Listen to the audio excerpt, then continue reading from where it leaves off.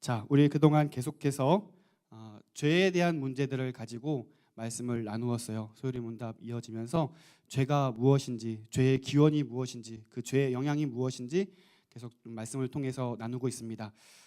계속 이 말씀을 전하면서 그런 생각을 해봐요. 하나님께서 아담과 맺었던 이 행위 언약을 만약에 아담이 잘 지켰다면 이 세상이 어땠을까 하는 생각이에요. 참 좋았겠다 생각이 들지만 가능하지 않고 또 이미 지나간 일이고 이미 역사는 이렇게 흘러가고 있으니 아담의 범죄로 인해서 우리 모든 후손들이 그와 같이 범죄함에 가담하게 되는 것을 우리는 보게 됩니다. 하나님께 죄를 범한 것으로 인해서 인류가 타락했다라고 했는데 지난 시간 말씀을 좀 기억해 보시면 떨어졌다라는 거예요. 하나님으로부터 멀리 떨어진 거예요. 하나님과의 단절을 의미하고 그것은 영적인 사망을 이야기하고 있습니다. 내적으로는 우리가 하나님께 지음받은 하나님의 형상으로서 완벽하게 훼손이 된 거예요. 그래서 우리 스스로는 구원에 이를 수 없고 도달할 수 없는 전적인 무능에 빠져 있다라는 것을 우리가 말씀을 통해 배우게 됩니다. 이에 대해서 오늘 함께 나눌 소요리 문답 17문은 이렇게 가르치고 있는데요. 여러분 주보 안쪽을 보시면 소요리 문답 17문 이렇게 가르치고 있습니다. 제가 문을 읽을 테니 여러분 답을 크게 읽어주세요. 17문, 아담의 타락은 인류에게 어떤 영향을 미쳤습니까? 네, 인류는 죄와 비참의 상태에 빠졌습니다. 이 말이 사실 억울하기 짝이 없어요.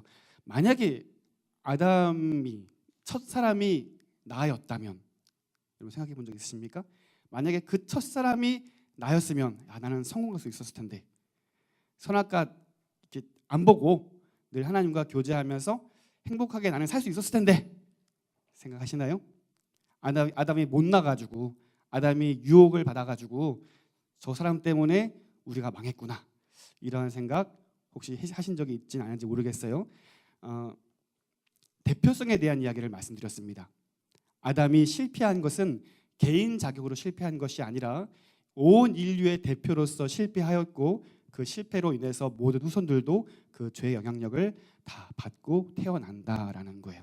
이에 대해서 원죄라고 말씀을 드렸고 원죄를 갖고 태어난 모든 사람들, 모든 인생들은 그 원죄 때문에 모든 삶에서 죄를 범할 수밖에 없다라고 말씀드렸어요. 그래서 지난 시간에도 아이들 제가 말씀을 좀 예화를 드리면서 아이들이 겉보기에는 참 착하고 천사 같아 보이지만 절대 그렇지 않다라는 걸 말씀드렸어요. 여러분이 키워보시면 아마 알 거예요. 절대로 천사가 아니고 절대로 착하지 않아요. 이 사람들 때문에 얼마나 머리가 빠지고 이 사람들 때문에 좋았던 부부관계에 금이 가기 시작하고 이 사람들 때문에 부모님이 우리를 이렇게 키우셨구나라는 것을 알게 되죠. 절대로 천사가 아니고 절대로 좋은 아이들이 아니에요. 악인입니다. 그러면 왜 아담 때문에 우리도 이처럼 비참한 현실에 처할 수밖에 없고 아담 때문에 왜 이렇게 될 수밖에 없는가? 로마서 3장 23절에는 이렇게 기록하고 있어요. 모든 사람이 죄를 범하였음에 하나님의 영광에 이르지 못하더니 라고 합니다. 자, 이어서 소요리 문답 18문도 여러분 한번 읽어주시기 바랍니다. 제가 문을 읽겠습니다. 사람이 타락한 상태에서 죄에는 몇 종류가 있습니까?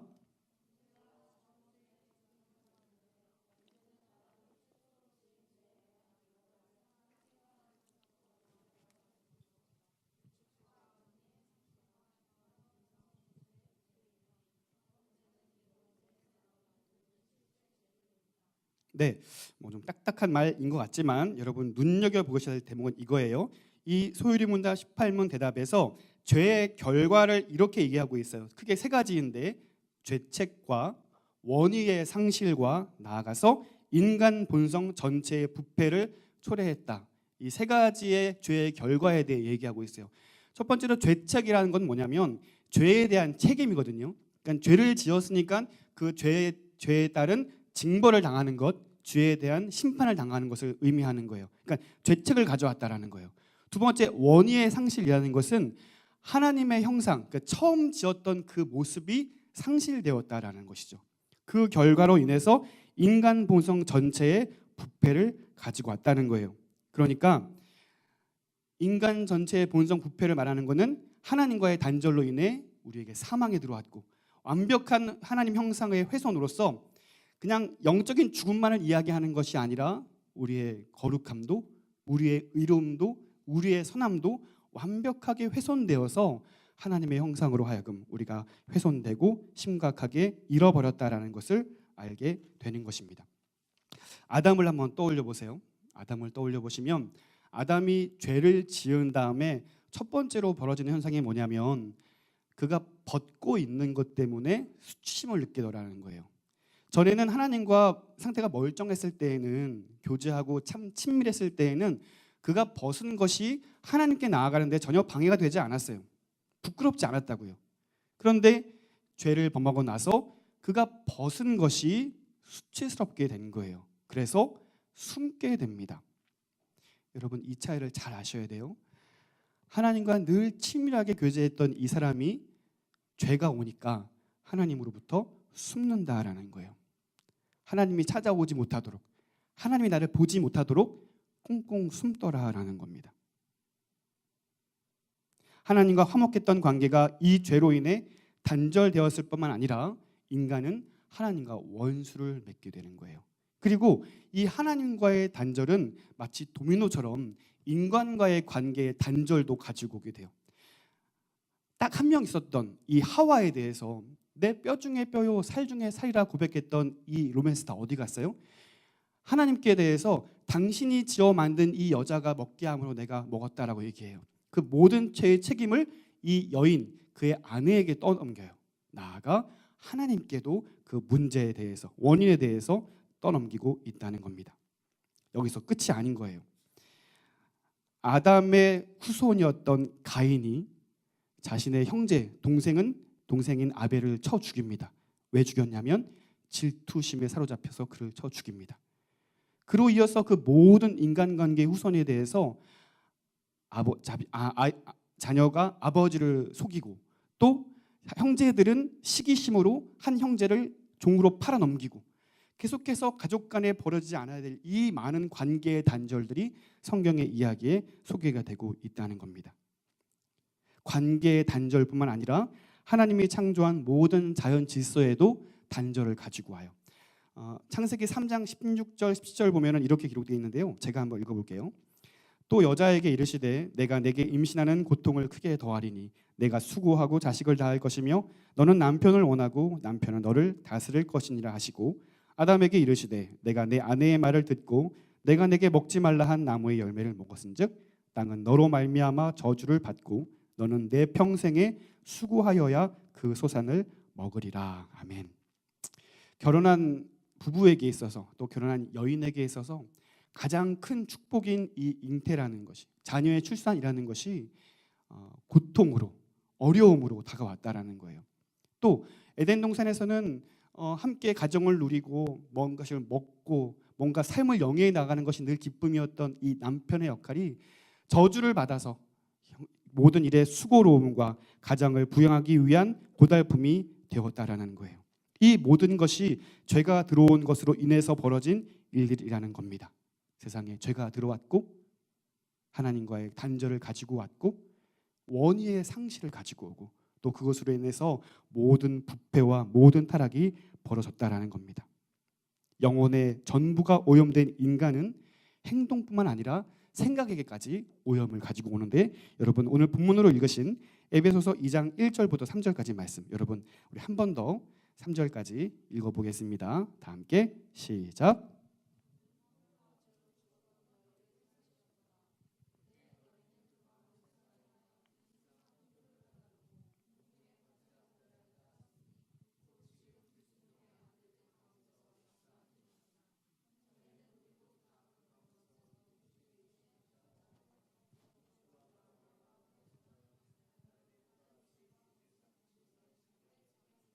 아멘.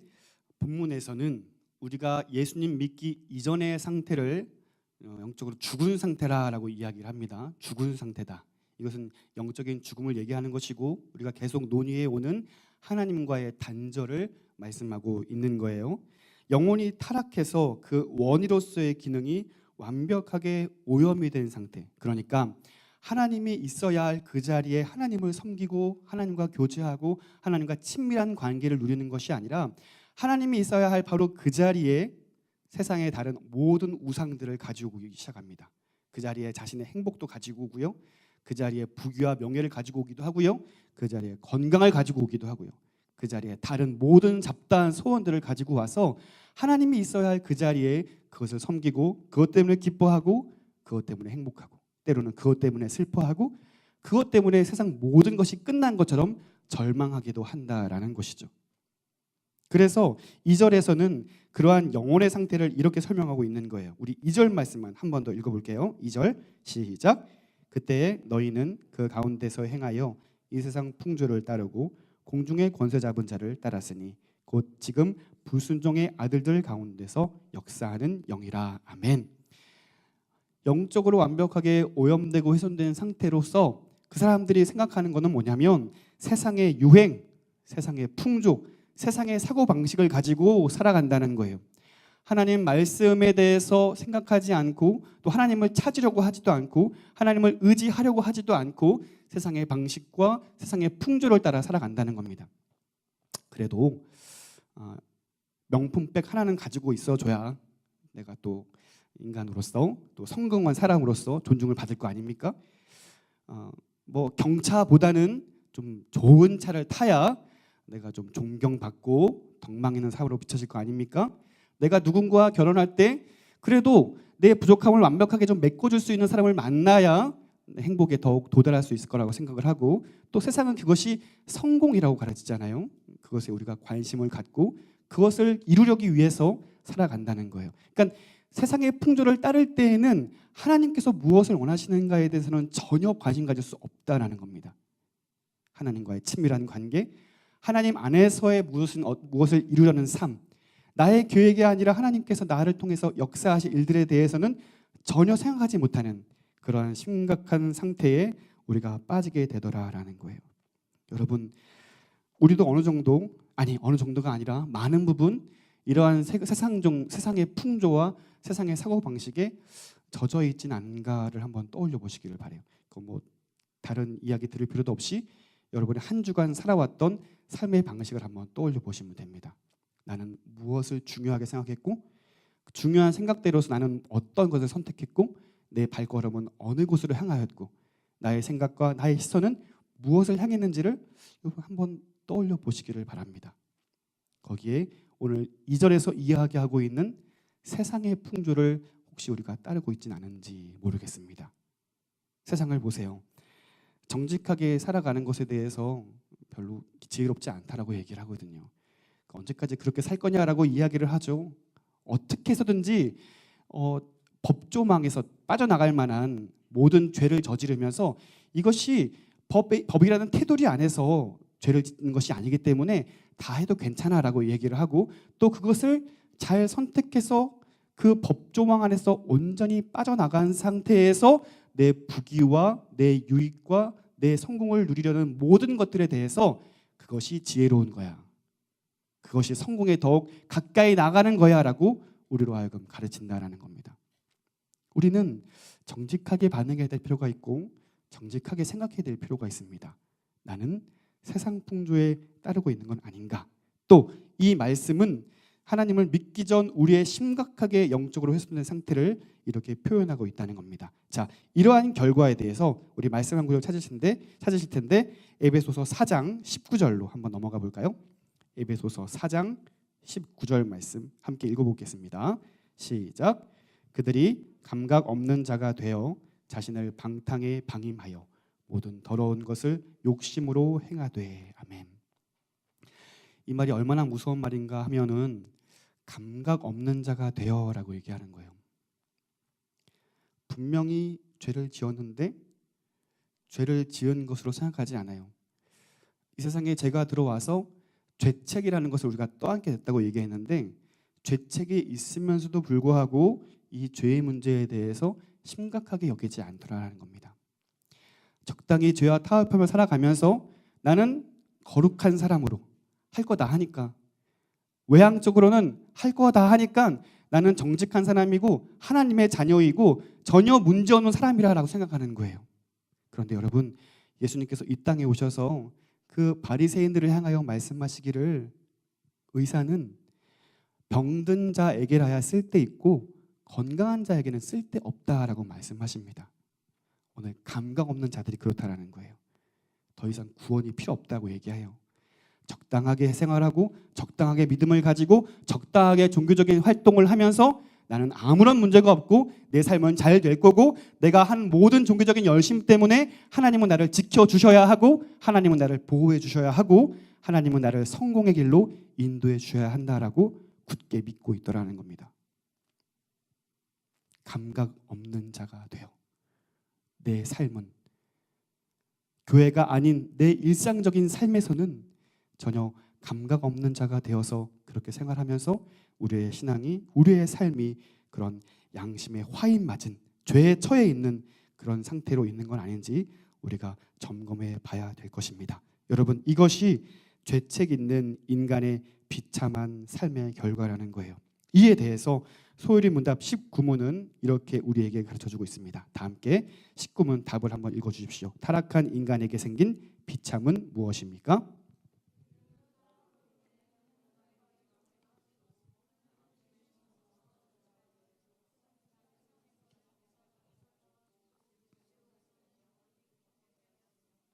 네, 하나님의 진노와 저주 아래에 놓여서 세상에서는 비참하게 살다가 죽고 지옥에서는 영원히 고통받게 되었습니다. 이 모든 것의 시작은 죄입니다. 범죄하였고 이러한 비참한 상태로 우리가 전락하게 되었다라고 성경은 가르쳐요. 모든 관계의 파괴는 죽음으로 다다르게 됩니다. 여러분, 이 죽음의 문제에 대해서 우리가 좀 심각하게 고민해야 될 필요가 있습니다.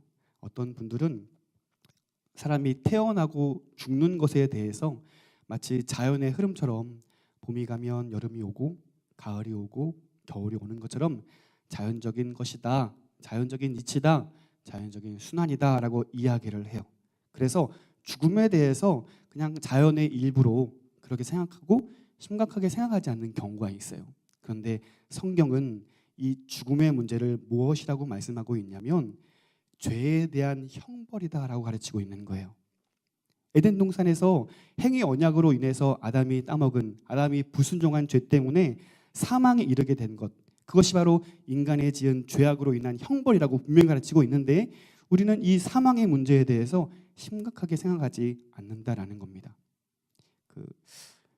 성경을 보면 천국, 지옥 이런 부분들에 대해서 우리가 많이 다루지 않고 언급하지 않기 때문에 그냥 뭐 유초등부나 주일학교에서만 천국, 지옥 이런 걸 배운다고 생각을 하는데 사실 성경에서는 지옥의 문제에 대해서, 지옥의 존재에 대해서 아주 심각하게 얘기하고 있다는 사실을 우리는 좀 알 수 있어야 되겠습니다. 여러분, 성경을 차근차근히 한번 보실 텐데 여러분 찾아보시면 좋겠습니다. 먼저 마태복음 13장 41절과 42절 한번 찾아볼게요. 마태복음 13장 41절과 42절입니다.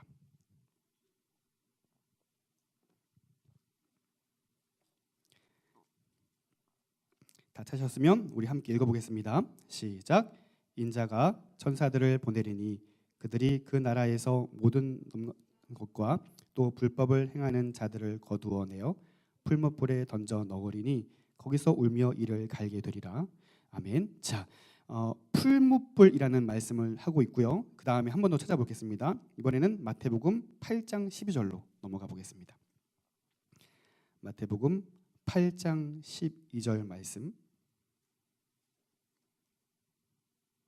찾았으면 읽어보겠습니다. 시작.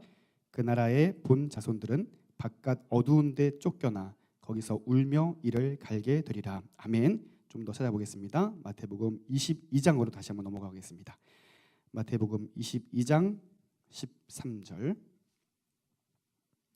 공통적으로 나오는 부분들이 있을 거예요. 여러분 한번 눈여겨서 읽어주시면 좋겠습니다. 마태복음 22장 13절 함께 시작. 임금이 사원들에게 말하되 그 손발을 묶어 바깥 어두운 데에 내던지라. 거기서 슬피 울며 이를 갈게 되리라 하니라. 아멘. 자, 한 번 더 마태복음 25장 30절입니다. 25장 30절 말씀 같이 읽습니다. 시작. 이 무익한 종을 바깥 어두운 데로 내쫓으라. 거기서 슬피 울며 이를 갈리라 하니라. 아멘. 자, 처음에 읽었던 마태복음 13장 제외하고 함께 읽었던 세 구절에서 반복되는 부분이 있다면 지옥에 대해서 말씀하시기를 바깥 어두운 데로 내쫓기리라라고 반복적으로 말씀을 하고 있어요. 그리고 여러분 결정적으로 딱 한 글만 더 찾아볼게요. 누가복음 16장 23절과 24절 찾아서 읽어보겠습니다. 누가복음 16장 23절 24절 시작.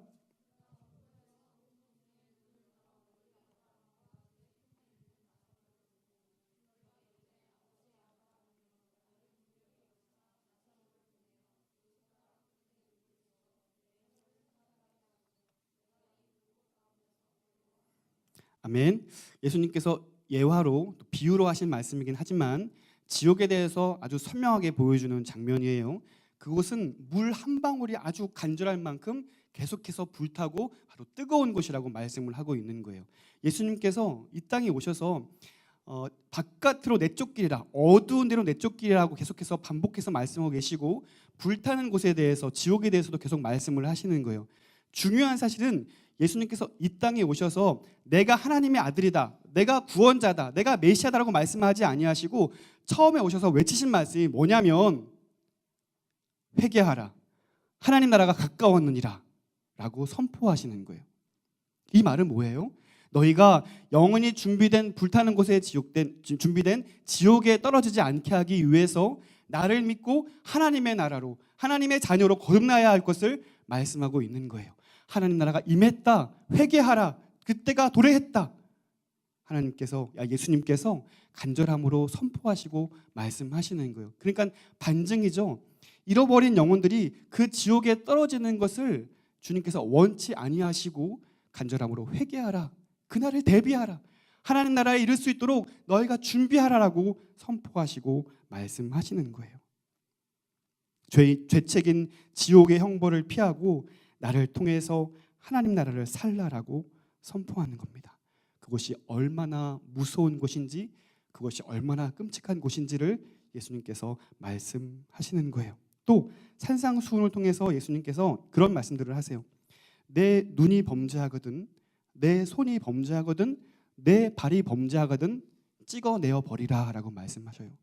차라리 불구가 돼서 하나님 나라에 들어가는 것이 낫지, 전신이 온전한 채로 지옥에 가는 것보다 불구자가 돼서 하나님 나라 가는 게 더 좋다라고 말씀하실 정도로 그것이 너무나 끔찍한 곳이라는 사실을 주님께서 말씀하시는 거예요.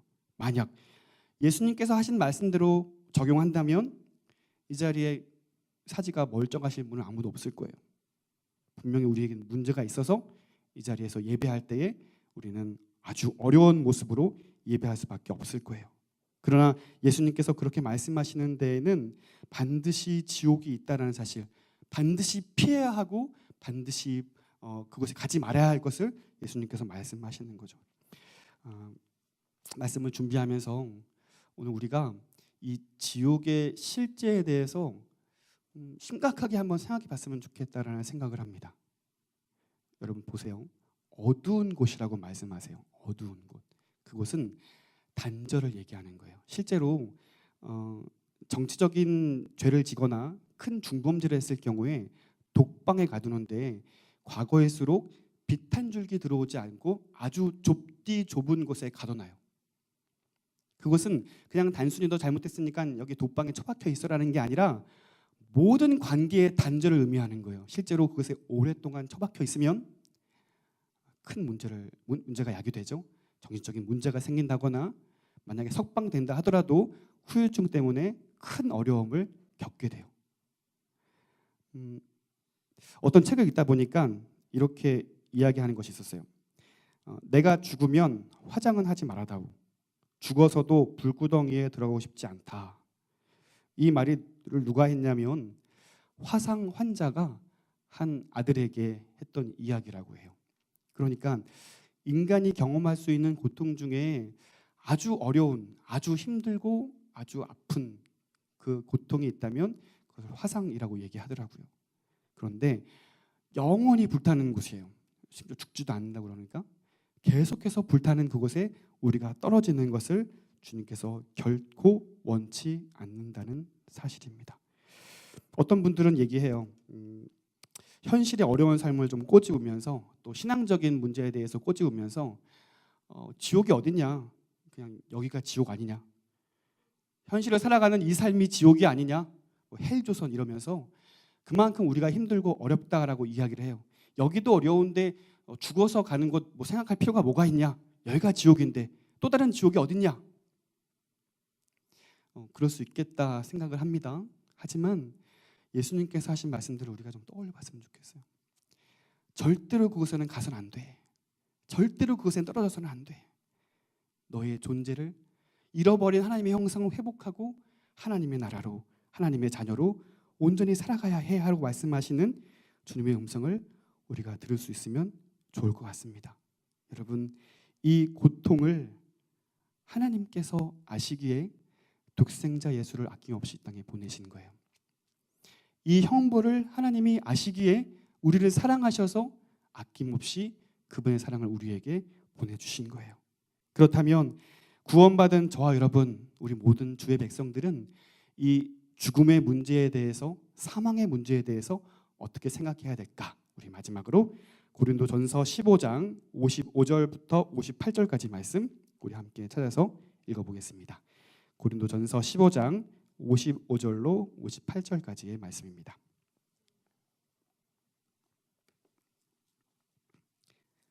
자, 함께 큰 목소리로 읽어보겠습니다. 시작. 사망아, 너의 승리가 어디 있느냐? 사망아, 내가 쏘는 것이 어디 있느냐? 사망이 쏘는 것은 죄요, 죄의 권능은 율법이라. 우리 주 예수 그리스도로 말미암아 우리에게 승리를 주시는 하나님께 감사하노니, 그러므로 내 사랑하는 형제들아, 견실하며 흔들리지 말고 항상 주의 일에 더욱 힘쓰는 자들이 되라. 이는 너희 수고가 주 안에서 헛되지 않은 줄 알미라. 아멘.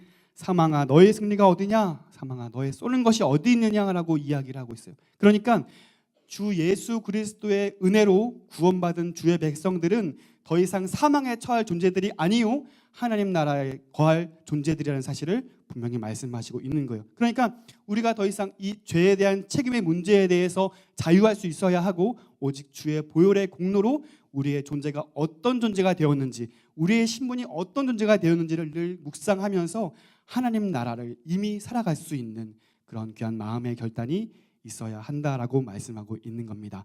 사랑하는 예수 가족 여러분, 혼돈하지 마십시오. 의심하지도 마십시오. 흔들리지도 마십시오. 만일 예수를 믿어 하나님의 자녀가 된 사람이라고 여러분 믿으신다면, 말씀을 근거하여 내가 하나님 자녀가 됐음을, 지옥과 영원한 죽음과 그 형벌의 문제는 예수께서 나를 대신하여 십자가에 못 박혀 죽으심으로 대속하셨음을 여러분 믿으시기를 바랍니다. 그러므로 오늘 우리는 이미 하나님 나라를 살아가는 사람들임을 믿으시기를 바랍니다. 여러분은 거할 곳이 있어요. 여러분은 가야 할 곳이 있습니다. 여러분의 소속과 여러분의 신분은 더 이상 죄의 진노의 자녀가 아니요, 하나님의 자녀임을 여러분 믿음으로 기억하시고 고백할 수 있기를 바랍니다. 때로는 죄를 많이 짓고, 때로는 하나님 보시기에 부끄러운 일들을 많이 하고, 때로는 내 삶이 전혀 하나님 자녀다웠지 않은 삶을 산다 할지라도 여러분 빨리 돌이키십시오. 빨리 돌아오십시오. 나에게는 문제가 있다. 나에게는 주의 은혜가 필요하다. 나는 주의 사랑이 필요하다. 그래서 그 즉시로 다시 돌아오셔서 주님과 함께 그 에덴 동산으로서의 회복, 하나님의 형상으로서의 회복, 그 기쁨을 누릴 수 있는 저 여러분 되시기를 간절히 소원합니다. 그리고 우리의 주어진 사명이 있습니다. 그것은 아직 그 은혜를 알지 못하는 자들에게 이 은혜를 나누어 주어야 할 줄로 믿습니다. 늘 말씀드리지만 목사만, 전도사만, 혹은 파송받은 선교사만 이 일을 감당하는 것이 아닙니다. 예수를 믿는 모든 사람들에게는, 예수를 믿어 우리의 신분이 변화되어 하나님의 자녀가 된 모든 사람들에게 주어진 공통된 명령이 있다면 그것은 주님을 전하는 것입니다.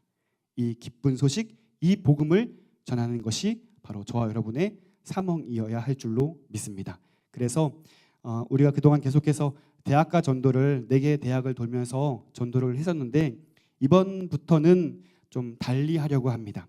그냥 시험을 보는 우리 학생들에게 위로품을 전달하는 데서 그치는 것이 아니라 좀 부끄럽지만 혹은 자신 없지만 부족하지만 우리의 입을 열어서 우리 안에 있는 예수, 은보다 금보다 귀한 예수를 직접 전할 수 있으면 좋겠습니다.